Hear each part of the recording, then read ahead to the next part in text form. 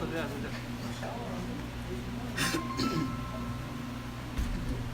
الله الرحمن الرحيم الحمد لله والصلاة والسلام على أشرف الأنبياء والمرسلين نبينا محمد وعلى آله وصحبه أجمعين. اللهم انفعنا بما علمتنا وعلمنا ما ينفعنا. اللهم زدنا علما إنك أنت عليم حكيم. اللهم اجعل هذه المحاضرة حجة لنا لا حجة علينا يا رب العالمين. أما بعد. In continuation of our class, The Purpose of Knowledge, this is our third class. Third. Fourth. This is the fourth. Like, this is our fourth class. Correction, fourth. Dealing with the purpose of knowledge. Before we get started, our brother just got accepted into Jamiat Islamiyya. MashaAllah, tabarakallah. This is a blessing and a tremendous thing. And some piece of advice to anyone that got accepted into the university. When you get there, focus on the Arabic and focus on the Quran. Use your time in the Mahad. Use your time in the Arabic language program to memorize the Book of Allah. Use your time in the Arabic language program. Finish the Book of Allah. Finish the Quran right there. 2 years. After that, the Durus Maftuha. All the Durus are there. Sit with all the Mashayikh. The benefit of finishing the Quran first is that you may not get another opportunity. Take it from experience, actually. Use your time. Finish the Book of Allah. The first 2 years, finish the Quran. You're going to have more than enough opportunity to benefit from the ulama, and you will. Finish the Quran. That's my advice. Arabic, Quran.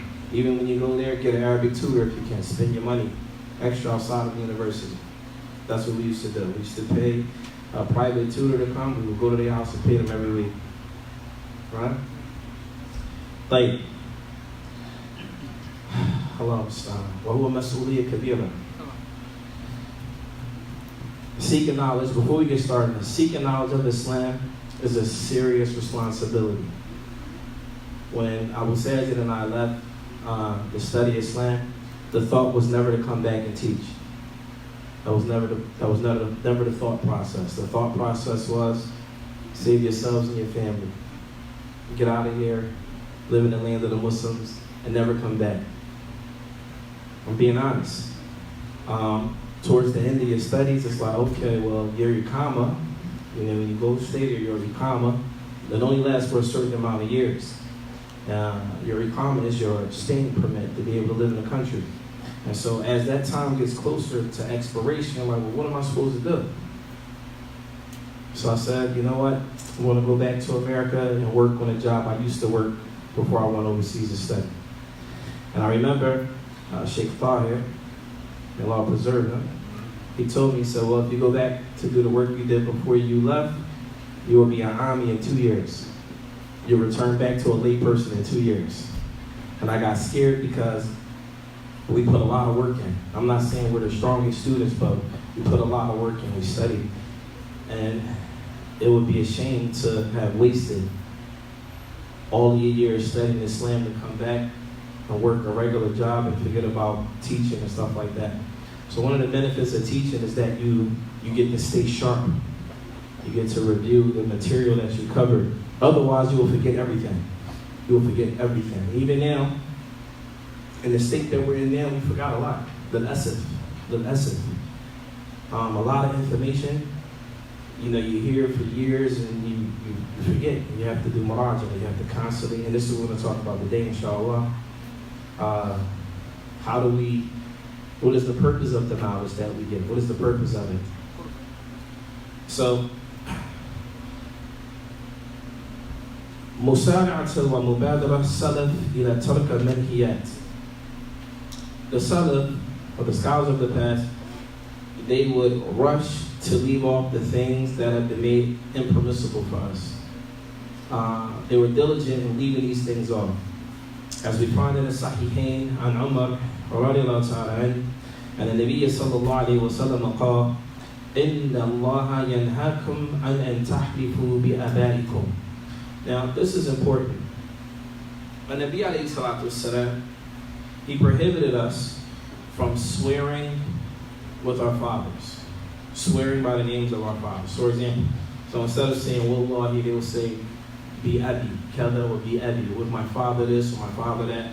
And some of them would even swear by the Prophet alayhi salatu wasalam wa Nabi. I'm sure you heard it in Egypt. So, طيب. وقد سمعه النبي صلى الله عليه وسلم كما جاء في بعض الروايات يحلف بأبيه. نلاحظ هنا أن هذا أمرا واعتاد عليه في جاهليتهم. Now we find that people, they used to swear during that time, but this is something that they practiced in the time of Jahiliyyah, meaning prior to Islam. In our culture now, we'll find people, instead of saying swearing by it, they'll say on everything. How many people heard somebody say that? Everything I love. Huh? Everything I love. On everything I love. This is swearing. On everything I love. On everything this. What else did they say? What's another form? Like Huh? grandma's grave. On my grandmother's grave. On this, on that. This is all impermissible. Haram in Islam. Right? However, some people, this is something that their tongue yata'awwad alayh, something that their tongues have been practicing or become consistent in doing. ودرج اللسان على ذلك يقول عمر سمعت رسول الله صلى الله عليه وسلم يقول إن الله ينهاكم أن تحلفوا بآبائكم قال عمر. When the Prophet عليه الصلاة والسلام, when he said that Allah subhanahu wa ta'ala made it impermissible for us to swear by our fathers, Umar said, فَوَاللَّهِ مَا حَلَفْتُ بِهَا مُنْذُ سُمِعْتُ النَّبِيَّ صَلَّى اللَّهُ عَلَيْهِ وَسَلَّمَ. Umar radiallahu ta'ala, he said, Wallahi, he swore by Allah. From the moment I heard the Messenger of Allah say this, from the moment I heard the... Tell him to come up with the chair. Slide the chair up, shit. From the moment I heard the Prophet ﷺ say this, he said, I never said it again. I never remembered to say it or forgot about it. It was done. Now, the difference between the Salaf, or the scholars of the past, and us today, is that someone will tell us something is impermissible, and we'll say, okay, we'll acknowledge it, and then maybe a little bit later we'll do it again. We'll do it again. For several reasons this is. A lot of times it could be because we're not being mindful. A lot of times it could be because we don't remember Allah a lot. We don't remember Allah the way that we should.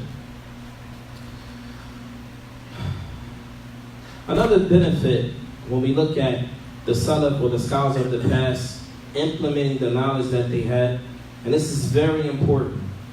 Ahimmat al-Salaf wa alim inayatihim fi hadha al-bab.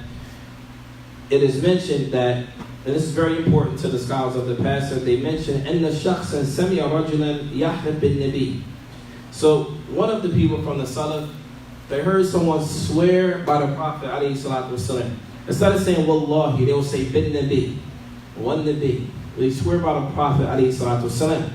This is impermissible. Rather, if you're going to swear by Allah. He said that we heard this person swear by the Prophet alayhi salatu wasalam فَنَصَحَهُ وَأَخَذَ يَشْرَعْ لَهُ الْأَدِلَّةَ حَتَّى اقْتَنَعَ. When they heard this person do this, they said, they started to explain to that person the impermissibility of doing it and showing him the evidence to support what they're saying. حَتَّى اقْتَنَعَ. Until that person is convinced. Pay attention to that. How many people in this city, they go around and they say these people are deviants, that person is deviant, that person is this and that, yet you never hear one shred of adillah. Kitab, Sunnah, Ijma, you'll never hear any of that.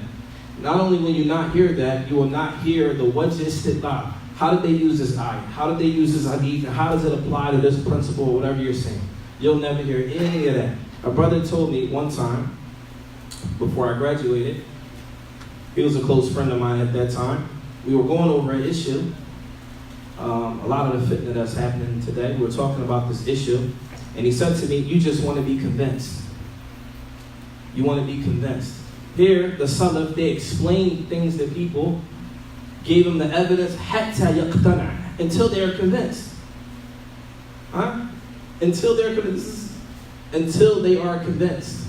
You give them the evidence and dalil and etc. Explain it to them until the person is convinced that what you're saying is the truth. So the brother said to me, you just want to be convinced. I said, Sheikh, I don't believe you. Nothing you saying makes sense. It doesn't make sense. Convince me. And unfortunately, a lot of times people, they don't have the ability to convince you when what they're talking about doesn't make sense. But it doesn't make sense. In any event, the reason why I mention that is because if you have a brother that has an issue and that person or sister, they don't understand, be patient, yashra. Be patient, explain to them. Give them the evidence from the Quran and from the Sunnah. If you have knowledge, share it. Show them. Until they are convinced. Until they are convinced. وَعَزَمَ عَلَى أَنْ لَا يَحْلِفْ. In this case, as it relates to people swearing, convince them till that they know that swearing is not something that they're supposed to be doing. Until they understand that swearing is not something they're supposed to be doing. Obviously, as it relates to us, sometimes you will slip, fall into error, etc. But the goal is that we remember, or we are mindful of what we say and mindful of how we deal with the people, inshallah ta'ala.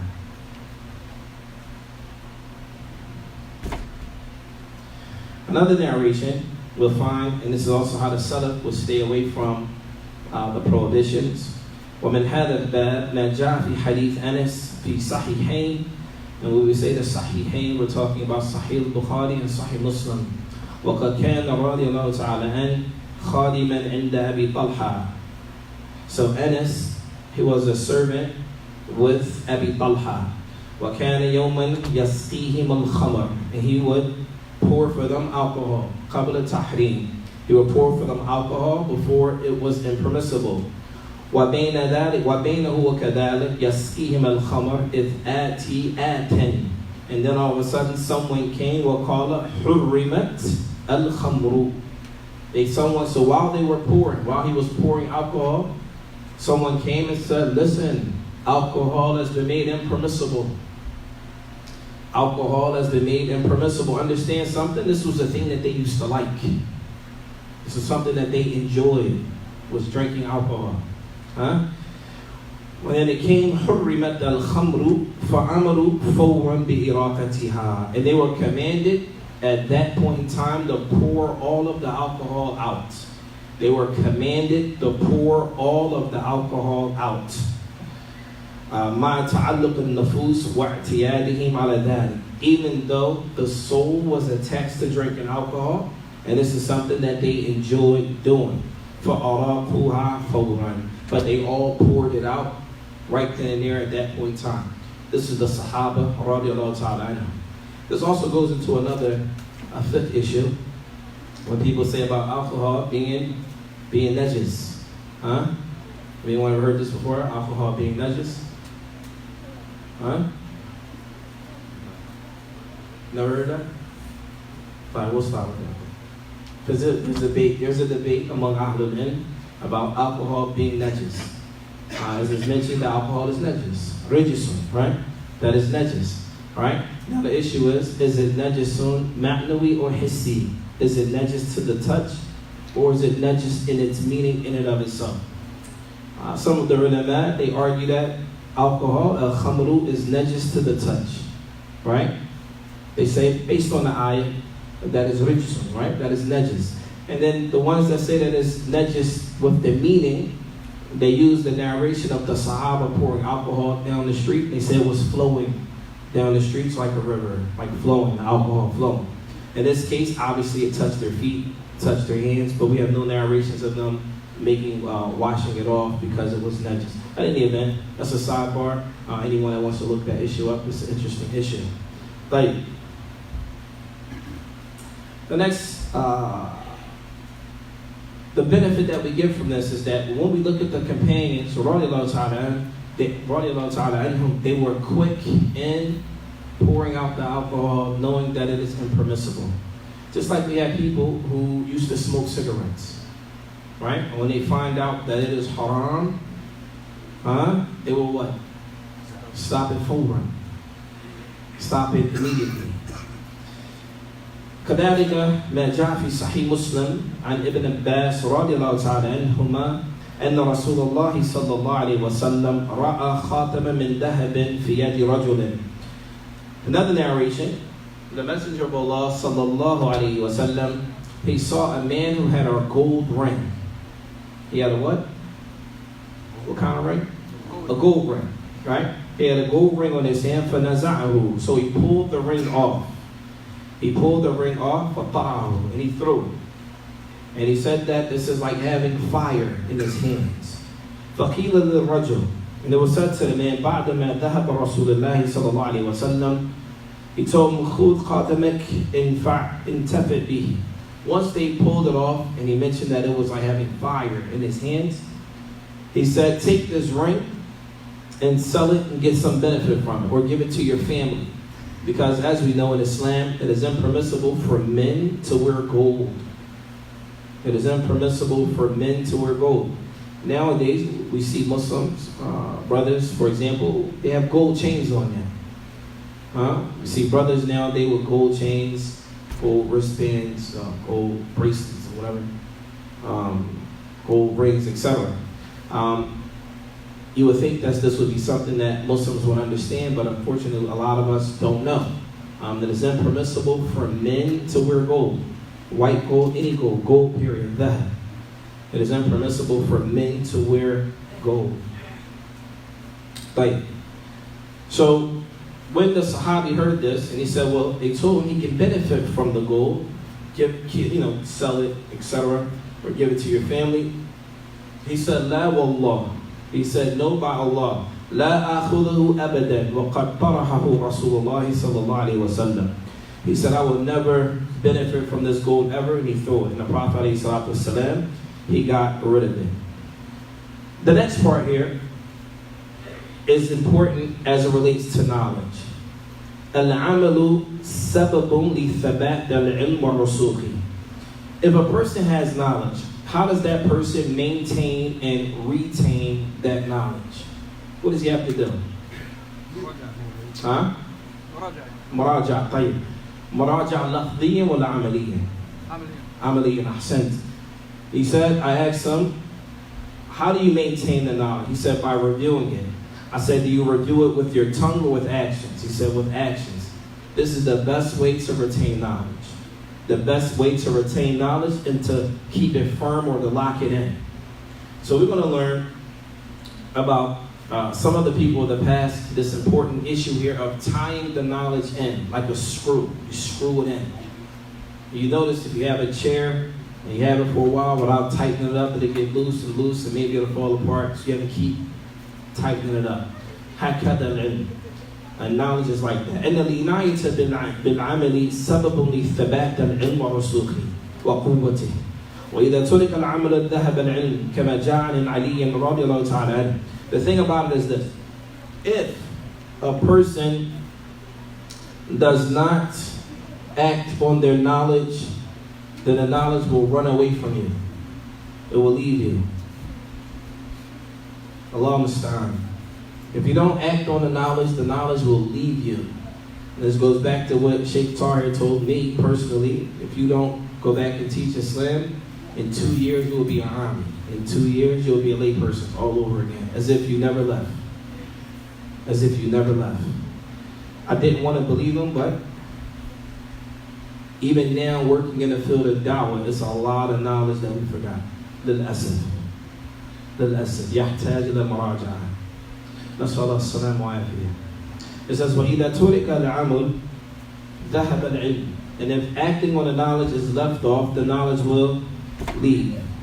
As it comes with a narration of Ali radiallahu ta'ala anhu, meaning Ali ibn Abi Talib, أنه قال حتف بالعلم العمل فإن أجابه وإلا ارتحل. He said the call to knowledge is action. If you answer that call, then the knowledge will be with you. وَإِلَّا إِرْتَحَلْ. And otherwise, the knowledge will leave you. The knowledge will leave you. This is an athar of Ali ibn Abi Talib radiallahu ta'ala anhu. يعني لا يبقى فالعمل بالعلم سبب للثبات. If a person acts on their knowledge, no matter how much it is, It can be a small amount of knowledge, but if a person acts on it, it will solidify. It will make him firm or make firm for him whatever amount that he has. Whatever amount that he has. ولهذا جاء عن الشعبي رحمه الله أنه قال كنا نستعين على حفظ الحديث بالعمل به. الشعبي, he said that we used to seek aid with memorizing a hadith by acting on them. We used to seek aid with memorizing the ahadith by acting on them. There was a time in this city people would walk around with books. Maybe you don't remember that. There was a time people walked around books, Sahih Bukhari, and they would read hadith on everybody had a hadith for everything. Huh? People really tried to live Islam. Now, they say we don't have to work that hard now. All we have to do is just say we're Salafi and we get a pass. You just say, you just yell terms and you're good. We pray at a certain masjid, there's no need to read hadith anymore, you're good. This is from the akhta', this is from the mistakes and the errors that continue to happen in this city and in other places. Nasallahu as-salam wa afiyah.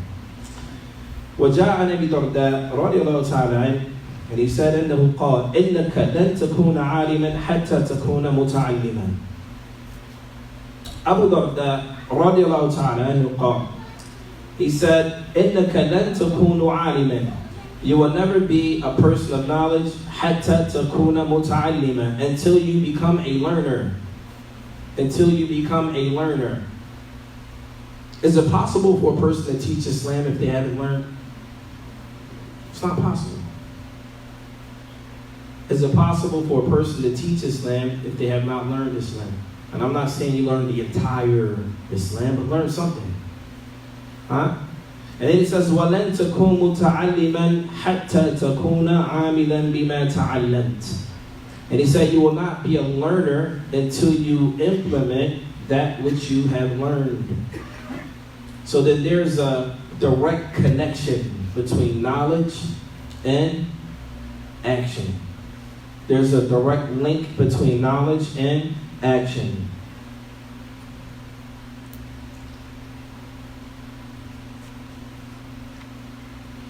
Right.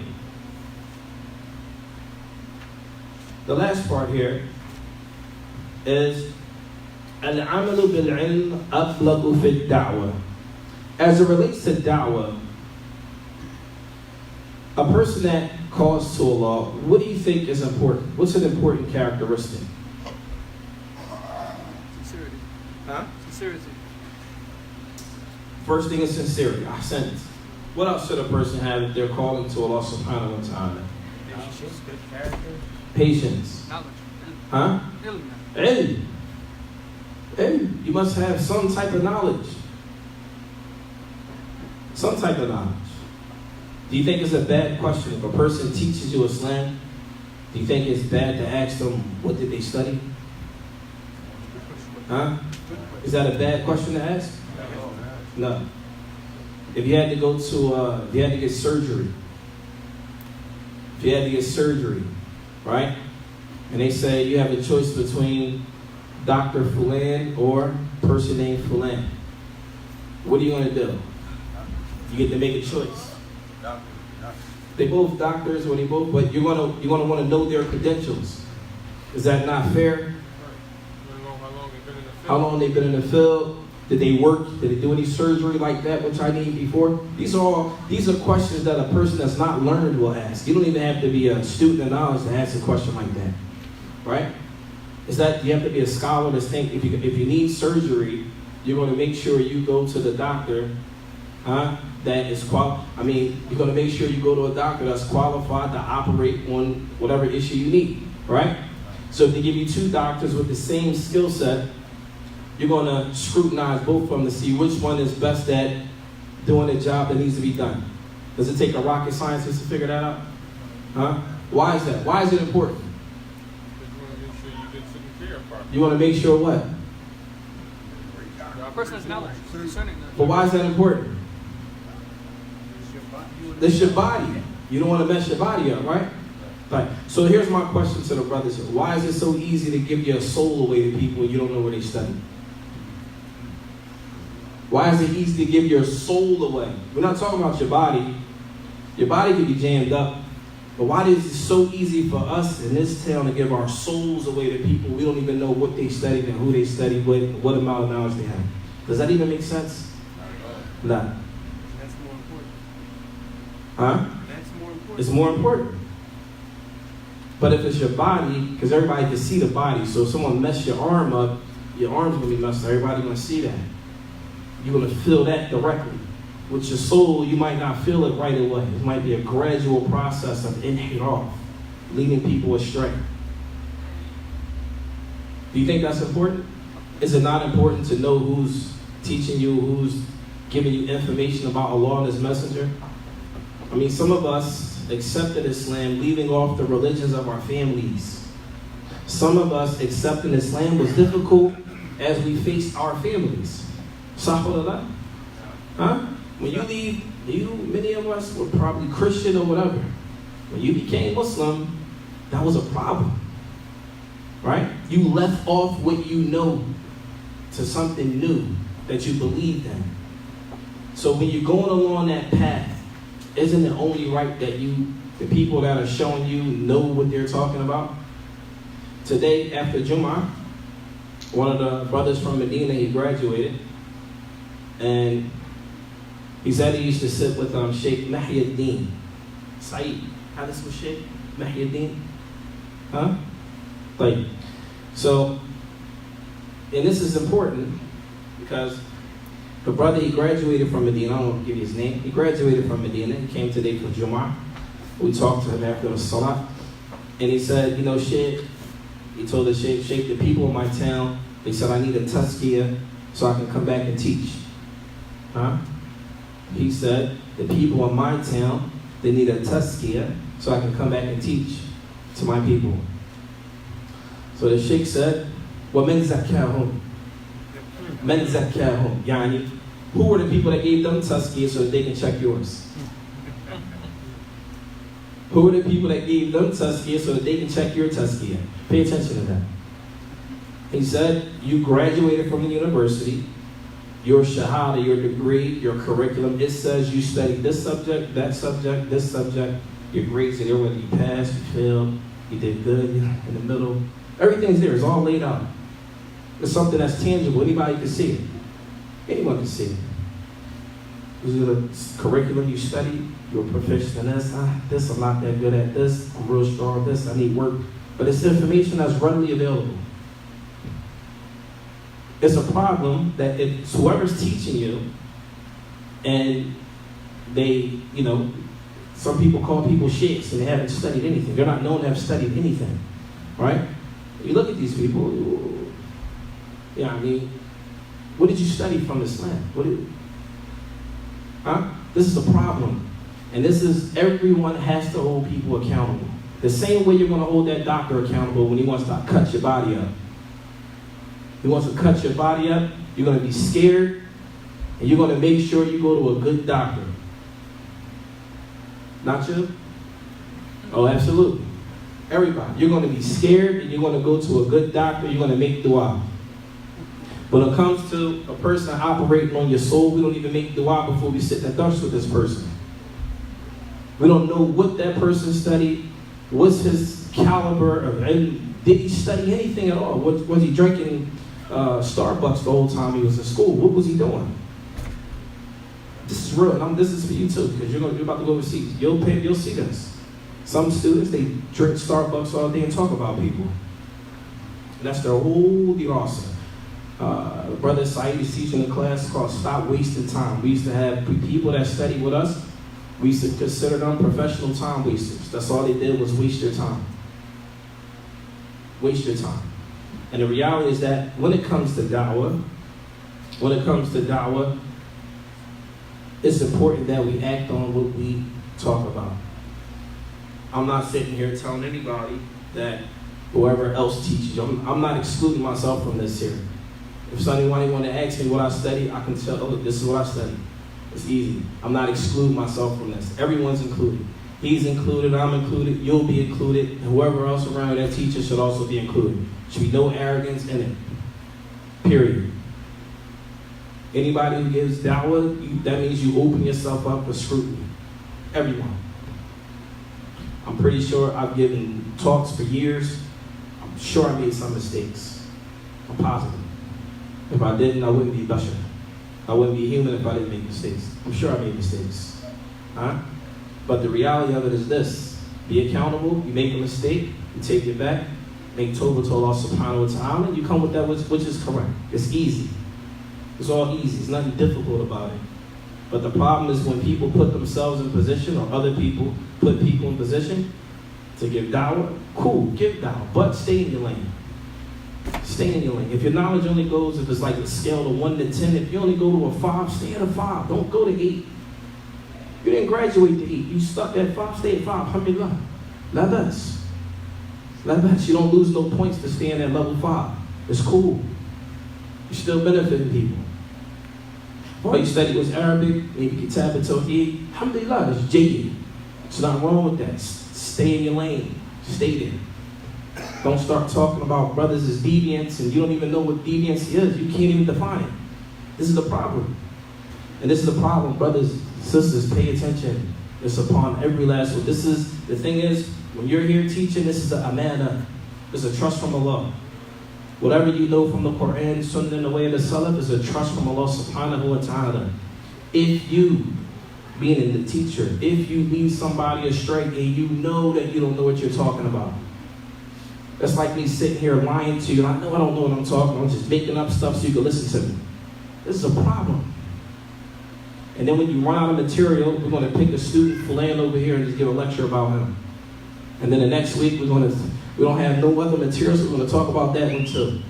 And then before you know it, you got a whole month of lectures speaking about people, and you haven't benefited the people. What a shame. What a shame. That's wasted their time. You gave them nothing to take home to benefit their families. Nothing. Nothing. That's Allah salam wa afiyah.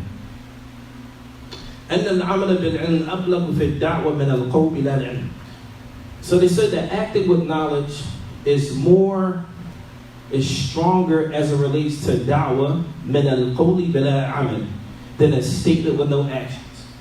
In other words, if a person is given da'wah, they should be people implementing the things that they're talking about. It's only right that they should implement the things that they're talking about. Not that they're perfect, but they should be implementing the things that they talk about. وَقَدْ بَرَّ مَعْنَا قَوْلِ اللَّهِ سُبْحَانَهُ وَتَعَالَى عَنْ شُعَيْبٍ. As Allah subhanahu wa ta'ala said about Shu'aib, وَمَا أُرِيدُ أَنْ أُخَالِفَكُمْ إِلَى مَا أَنْهَاكُمْ عَنْهُ. The Prophet Shu'aib, he said, I don't want to be the ones going against the thing that I'm saying. I don't want to say one thing and then go against what I'm saying. I don't want to be a hypocrite. I don't want to be a hypocrite. جاء عن مالك بن دينار رضي الله تعالى عنه أنه قال إن العالم إذا لم يعمل زلت الموعظته عن القلوب كما يزل قطر عن الصفا. Allahu Akbar. He said that Malik ibn Dinar, he said a scholar, if they don't act on it, this is a scholar. If a scholar doesn't act on the knowledge that they have, then the reminder that they give, it will slip away from the hearts the same way a raindrop will slip off of a ledge.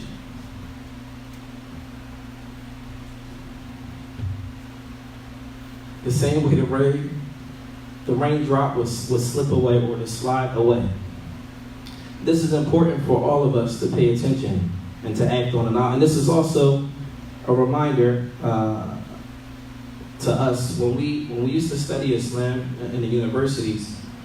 We'll be very quick to learn different issues. It was like fun to us at that time. It was fun. We learned a new issue. We learned to live for it. We learned the statements of the ulama on it.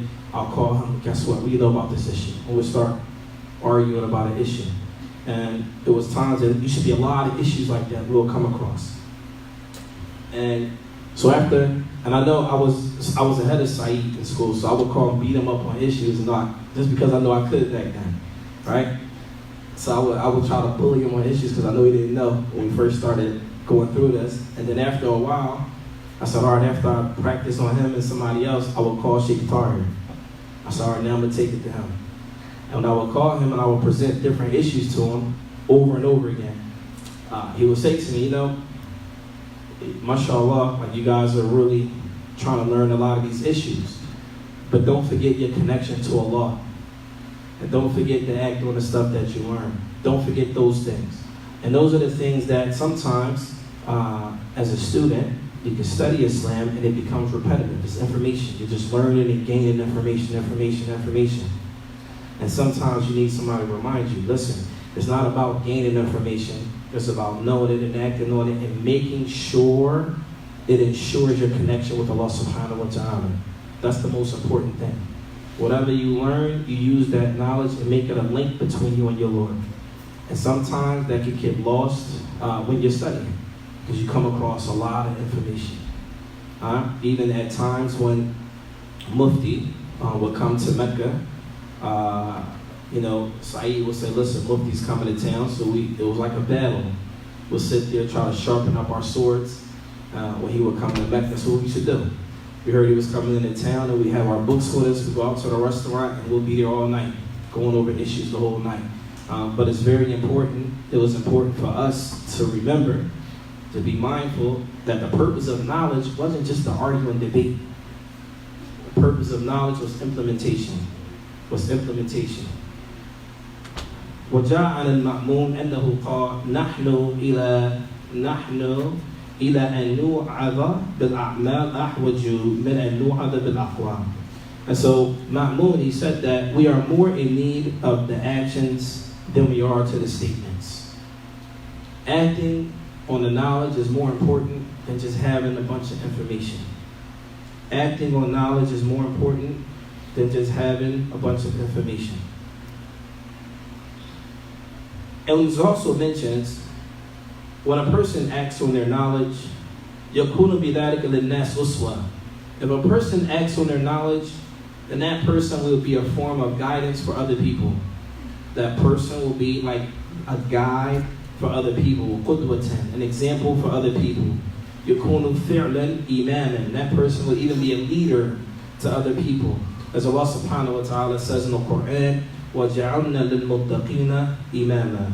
In Surah Al-Furqan, verse number 74, the dua was made, وَجَعَلْنَا لِلْمُتَّقِينَ. Oh Allah, make us for the believers imama. Make us leaders for the believers, or for those who fear Allah. لا يكون الإنسان بهذه المنزلة إماما إلا إذا اجتمعت فيه صفات الخير. A person cannot be a leader, an imam in a sense, a leader of the believers, unless they have within them the characteristics of khair, the characteristics of good. من حيث يكون قدوة للناس. That they become an example or a guide to other people. أما أن يستكثروا من العلوم. However, as I mentioned before, if a person gathers and gains a lot of knowledge, it doesn't necessitate that that person acts on that knowledge or that person benefited from that knowledge. So what about a person that doesn't even have that? It's even worse. And it says, وَأَمَّا أَن يَسْتَكْثِرُ مِنَ الْعُلُومِ وَلَا يَكُونُ مِنْ أَهْلِ الْعَمَلِ. As for the one who gains a lot of information, a lot of different sciences, but they're not people of action. فَهَذَا كَمَا أَنَّهُ لَمْ يَنْتَفِعْ وَلَمْ يُنْتَفِعْ بِعِلْمِهِ. He didn't benefit, nor will the people benefit from that person's knowledge. And so, Shaykh Abdul Razak al-Badr, Hafidahullah ta'ala, may Allah preserve him, he mentions a small thing here about an incident in his neighborhood. And this is important, pay attention. He said, أنني مرة زرت أحد المسلمين من العباد في المسجد الذي يصلي فيه. He said, one day I visited one of the elderly people in the neighborhood who was a worshiper. I visited him at a masjid in his area where he prays at. وكان صاحب إبادة ويجلس في المسجد انتظار صلاة بعد الصلاة. And he said that this elderly person, he was a worshiper. He was serious about worshiping Allah. And he said, وَيَجْلِسُ فِي الْمَسْجِدِ. He would sit in the masjid and wait for the different salawat to come. He was older. He was an older man. So maybe he was retired, etc. He sat in the masjid and he waited for each of the salawat to come. He said, فَصَلَّمْتُ عَلَيْهِ. So the Sheikh said, I gave him the salams, وَتَحَدَّثْتُ مَعَهُ. I gave him the salams and I started to speak with him. وَقُلْتُ لَهُ مَا شَاءَ اللَّهُ فِي حَيِّكُمْ هَذَا مَجْمُوعَةً مِنْ طَلَبَةِ الْعِلْمِ. So the Sheikh said to him, MashaAllah. Now mind you, the Sheikh went to his neighborhood. And in every neighborhood in Saudi Arabia, there are masajid. There are masjids in every neighborhood. Meaning, in just about every neighborhood, you can walk to the masjid. You can hear the adhan outside of your window. And maybe it's 3-4 masajid around. You figure out which one you want to walk to. So he said, when I came in, I saw him in his neighborhood. And I said to this man, MashaAllah, you have a lot of students of knowledge in your neighborhood.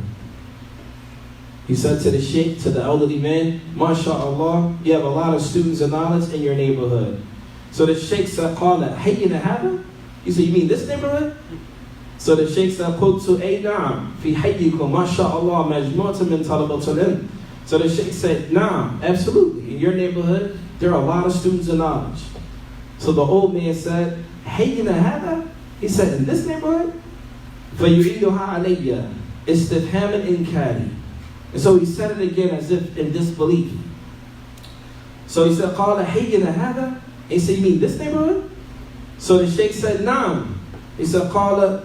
And so the elderly man said, Ya walidi. He said, oh my boy, الذي لا يحافظ على الصلاة مع الجماعة ما هو بطالب العلم.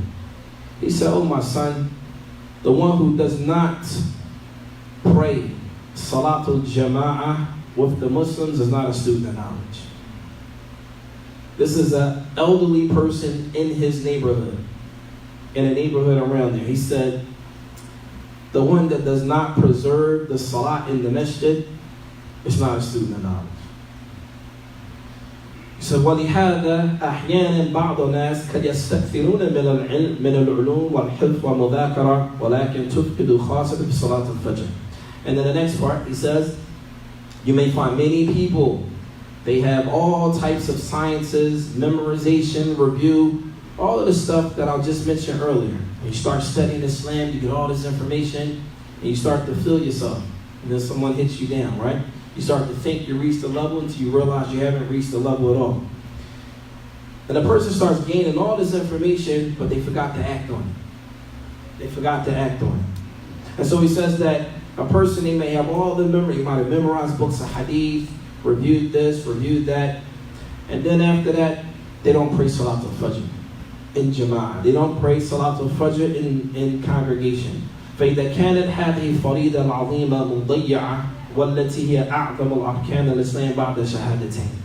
He said this is an obligatory prayer, a great prayer that is wasted, and this is from the greatest things of our pillars of Islam after the Shahadatain.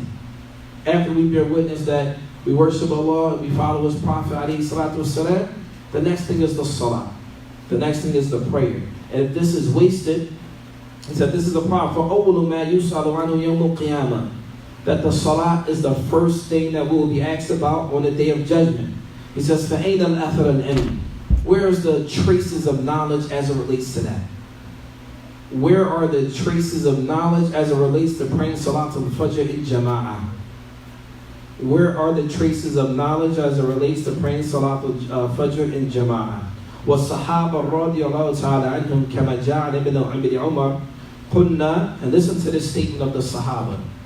And this is a tremendous statement from Ibn Umar. Kunna, it means we used to. So when they say we used to, who are they talking about? The Sahaba, the companions. He said, Kunna إِذَا فَقَدْنَا الرَّجُلِ فِي الْفَجْرِ وَالْعِشَاءِ أَسَأْنَا بِهِ الظَّنِّ. He said, if we saw a man miss Salatul Fajr and Salatul Isha in congregation, we'll have bad thoughts about him. فَمَا بَالَنَا. What about us? If you miss, he said, if we saw a man miss Salatul Fajr and Salatul Isha in the masjid, then we will have bad thoughts about him. So what about everyone else? وفي hadith, and then another narration, it says, إن أثقل صلاة على المنافقين صلاة الفجر. The hardest salat for the hypocrites, the munafiqeen, salatul fajr was salatul isha. Salatul fajr and salatul isha. These are the hardest prayers for a hypocrite to make. And this hadith is found in Sahih Bukhari and Sahih Muslim. In Sahih Bukhari and Sahih Muslim. And we're going to stop with that, inshallah. Open up the floor for questions.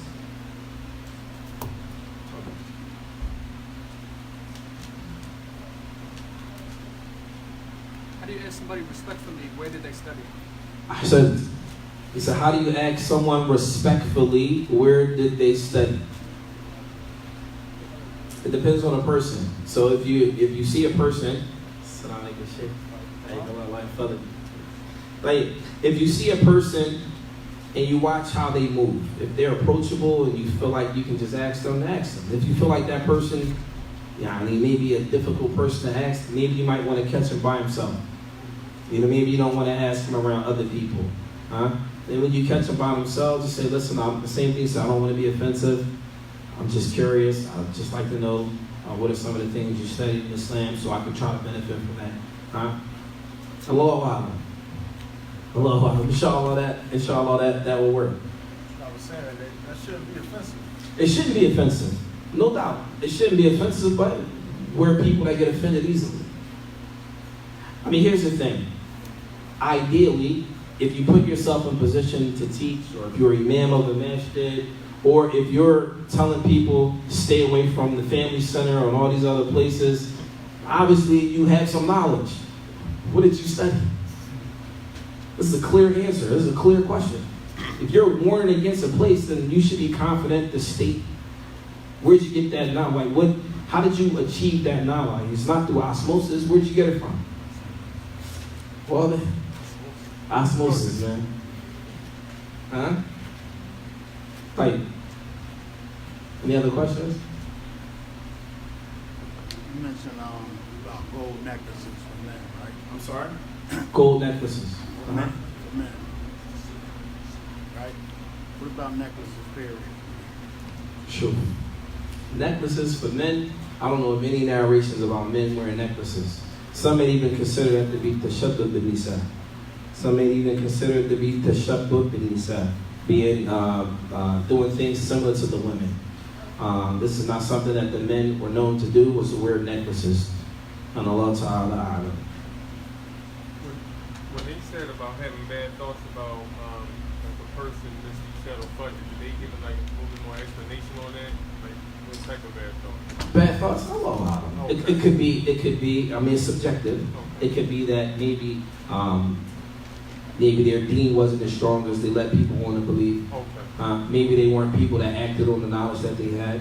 Etc. It's open. A lot of times when it comes to things like that, the ulama leave it wide open. So open for your speculation, right? Or your interpretation. Not that you're going to get rulings from it, but just to think, if they have bad thoughts, obviously you don't want to leave off the salah. No. Question. Back to the pertaining to what's in the study.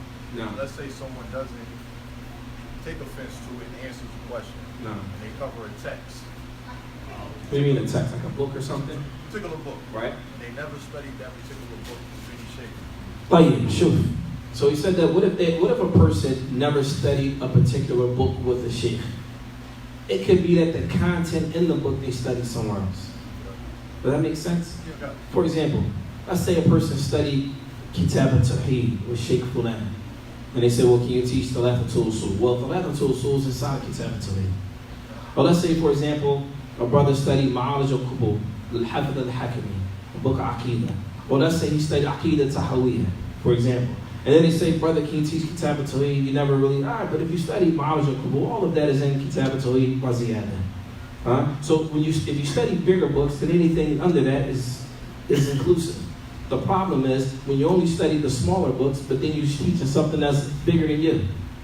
That's the problem. That's the problem. And this is why it's only fair. It's only fair that a person should be able to ask questions about what a person studied. It's only fair. This is your deen.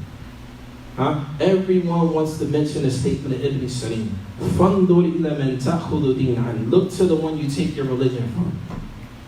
Look to the one you took your religion from. If that person, just because a person screams titles for themselves and claims to represent the leaders in the West of whatever they want to lead, that doesn't mean anything. Where's the evidence? What did you study? What books did you cover? We can say this till our faces turn blue. But until you believe that, it's going to continue to stay the way it is. Until you believe that you can ask someone what they studied, until you all believe that, it's going to continue. The madness will continue until you all wake up. We woke up many years ago. That's why we don't really talk about it. It just happened to fit. So if it fit, then we deal with it. If it don't fit, we're not going to deal with it. Well, there. Any other questions? No, it's probably shit. About alcohol. What about the medicinal use of alcohol? Medicine. Medicine? Yeah. Well, I mean, if it can't darura, if it's like out of necessity, then you refer that back to the doctors. We don't make that, I don't make that call, I'm not a doctor. That's something that goes back to ahlul khibra, the people who are mutakhassis in that particular bed. If a person takes alcohol for medicinal reasons, then that's something that the doctors say this is the only remedy for this situation, and the doctors make that decision. And Allah knows best. Now,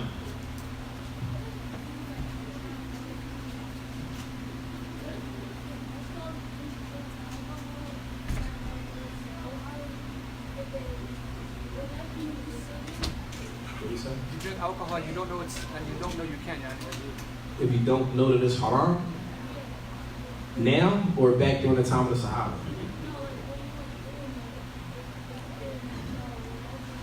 Sure. So that's a good question, right? He said, what if a person didn't know that alcohol was haram? The reality is there's something in Islam called ma'loom min ad-din bid-darura. Ma'loom min ad-din bid-darura. It means that certain things are known to simply being a Muslim. You can ask anybody walking the street that's not Muslim, can Muslims eat pork? Everyone knows that. The Muslims drink alcohol, everyone knows that. So in that case, it wouldn't be an excuse if it is something that is known from Islam out of necessity. Nowadays, that cat didn't use you. It's hard, it's almost impossible to find any Muslim that doesn't know that drinking alcohol is haram. And Allah knows best. No. On gold, me personally, I stay away from gold period, as man as men. But we have some of those laymen wear gold, and it's not gold. The excuses were what gold anyway, when they be laced in gold, such as some, Is it haram? Is that what you're asking me? like you say, white gold, that's haram too. But if you have gold and it's painted gold, is that Sure.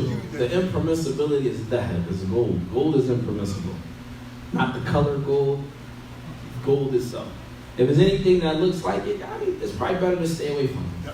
It's probably better to stay away. But to say it's tahrim, the prohibition is on dahab. The prohibition is on gold in and of itself. No. Not a question, but I mean, I understand what you're saying when you say you accept your knowledge from it. But, and this is a but, like, I don't understand how, as Muslims, we don't realize, I mean, if we're in this country, and if somebody goes, if you get a degree, you're going to go to a college, you're going to sit under a professor. You're not sitting under just some guy off the street that I read. Truth is shit. I'm just, listen. I mean, that doesn't make sense. Unfortunately, we live in a society where we belittle knowledge. We belittle academia, secularly or Islamically. It's belittled. The reason why, now you have to ask yourself, why is it belittled? Is it because the people that are teaching do not have any of those things, either secularly or Islamically? If that's the case, then that's a way of evening the playing field. It's a way of what? Evening the playing field. The reality is this: if a person studies any science, engineering, right? It's respected. He's an engineer. But when it comes to Islam, anyone who studied Islam and has a degree from a university, you want to beat that down and belittle it because perhaps the one that is speaking doesn't have it. Just keep it a beat. The one that's speaking, maybe they don't have those degrees. So in order to, I don't want people looking at him thinking he's smarter than me, so I'm just going to knock him down and then tell everybody he's a deviant before he gets off the plane. So that way you don't go listen to him, rather come listen to me. That's the game. And the problem is the casualties of this game is the people. You have a brother who has a PhD in this city. PhD. Born and raised in Philadelphia, Pennsylvania. From us, look like us, talk like us, went to school with us. Has dead family members in graveyards in this city like the rest of us. Yet it's people from this city that don't go and benefit from them. How is that possible? The same person who, like Sheikh Abdul Razak al-Badr, may Allah preserve him, cried when he got his master's degree. Cried. Tears. I was there and he was there. Recorded. If you don't believe me, just record it. He cried saying, this man is now from among us. How can any of you, me, any of you, in the city of Philadelphia, hate on a man that's been 21 years studying Islam to a man that ain't even from America come here and tell you don't sit with him? Not even from your city. How does that work? Like, people, y'all gotta wake up. Wake up. You spend 10 years. How many brothers? It's sad. It's really sad. Anything that brother does, he wants to scrutinize. Oh, he does this. He's speaking with them. He's on the level of some of the ulama. And this is what the ulama said. It's not my statement. It's a statement of the ulama. This man spent not 1 year, not 2 years, not 3 years, not 4 years, not 5, not 6, not 8, not 10, not 15, not 20, 21. Got a chair, giving fatwa in the masjid of the Prophet alayhi salatu wasalam. He's from the same city you're from. Went to high school with some of us. Speaks the same link. He's not from the UK, he's from Philly. We got more love for people that ain't even from us, with no knowledge, no known recorded knowledge that we can trace, no traceable knowledge. This is all hearsay. You can look at his stuff though. You can pull out resumes. You studied this, you finished with this, shape this. He can give you a whole resume of what he studied. Yet nobody asks to see his resume. We believe somebody that ain't even from here. He's a deviant. Don't sit with him. Cool. But who is it? It's sad. And the problem is, at the end of the day, it's to the loss of every one of you. Every one of you who have not studied and did not take the time to review resumes. You didn't review, you didn't ask questions. So if you don't ask questions, the closed mouth don't get fed. This brother's in South Philly feeding the people real knowledge that was acquired from ulama. It wasn't acquired through osmosis and made up principles that some of these people have in this city. No. When you follow somebody who doesn't have the ilm, is that technique of non-following? Do you follow someone that doesn't have the ilm? The knowledge. Is that the technique of blind following? Sure. If you follow someone that does not have knowledge, is that taqleed? Yeah, that's blind following. He has a big. I guess you can say it's blind following. Depending on what you mean by that. In general, it could be blind following. I mean, he has charisma and a nice voice. So listen, here's a problem. Some people, they speak well. Unfortunately, us from Philadelphia, we don't speak that well. We don't. We're from the hood. Most of us from the hood. So somebody that ain't from us speaks the Queen's language, we fear them. We fear them. He's smarter than me. He's better than me. I can't ask this person questions because his English is so good. He's probably smarter than me. So because I'm intimidated, I'm just going to stay here in my corner and just take whatever he says. هذا مصيبة. هذه مصيبة. It's a musibah. This is a problem. This is a problem. Allah subhanahu wa ta'ala blessed this city to have a brother that put in 21 years worth of knowledge.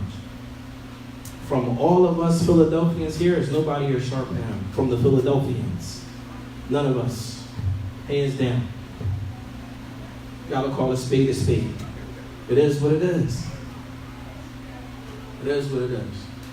MashaAllah, tabarakallah. And what I'm saying is, our people in this town is suffering because they're not getting the knowledge that they deserve. Sad. Any other questions? That's an advice. It's been said, going back a little bit, a few minutes ago, what you were saying, there's been people who use Sheikh Mukbil, I guess allegedly losing his degree or saying that he lost his degree. Sheikh Mukbil? Yeah, it's been said. People have used Rahimahullah. Rahimahullah has used Sheikh Mukbil to dumb down knowledge. So people use Sheikh Mukbil to dumb down knowledge? Meaning that- Sheikh Mukbil had his master's degree. Right. And when he went back to Yemen, he was refuting the Shia. They'll say, well, he lost his degree. Well, I think he might have lost his degree, I might have lost mine. It doesn't change nothing. Right, that's good. It don't change. That's like you lose your, I saw it. Huh? You still got it. That's Yeah, he still you has. lose. Right, still has it. I mean, you can always go get it. All right, you lost, go print it back out. It's not a big deal, Sheikh. He lost his degree. What does that mean? That's what I'm saying, man. People play on our ignorance. People play on our ignorance. It's a shame. People play on the fact that we don't know. So the fact that we don't know, some people want to keep you in that lane. Keep you in the lane of not knowing. This is a problem. Now, any other questions, Ikhwan?